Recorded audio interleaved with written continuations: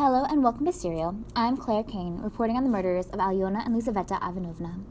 After 7 weeks of investigation, I finally have some answers for you. This past week, the prime suspect in the case, Raskolnikov, walked into the St. Petersburg police station and confessed.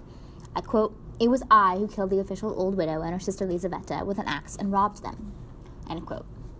Well, you can't get much more straightforward than that, but as a result of further questioning, I have the details of the murder as well.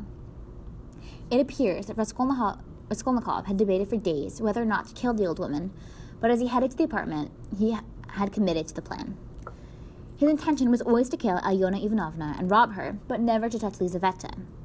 As to why he needed to rob them is still unclear, but my research uncovered that he owed money to his landlady, and that perhaps he was trying to support not only himself, but also his mother and his sister, after her recent engagement had fallen apart.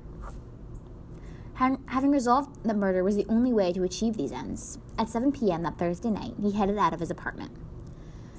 The murder weapon was indeed an axe, borrowed from the caretaker of his building.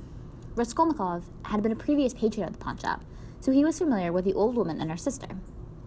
He had apparently been into the shop last week and promised to bring her a silver cigarette case.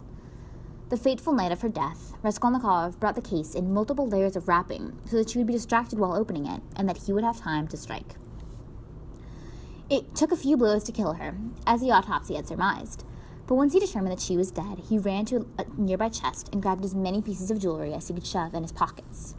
It was at that point that his plan began to go awry, as Lizaveta walked in. According to Raskolnikov's testimony, he stated that she did not even scream, only raised her hand slowly to shield her face, as she appeared to have learned from years of abuse. Hearing Koch and Pestrakov come up the stairs, Raskolnikov did indeed lock the door. We can speculate what might have happened had Koch not been waiting outside the door. He might too be dead, or Raskolnikov might never been able to leave the apartment and met caught on the spot. There will never be a clear answer as to how the story could have transpired differently, but I am certainly grateful to know that in the end the justice system still prevailed. There's all the horrible and heartbreaking details of the crime, but don't disappear just yet, because on next week's final episode we'll cover the details of the trial.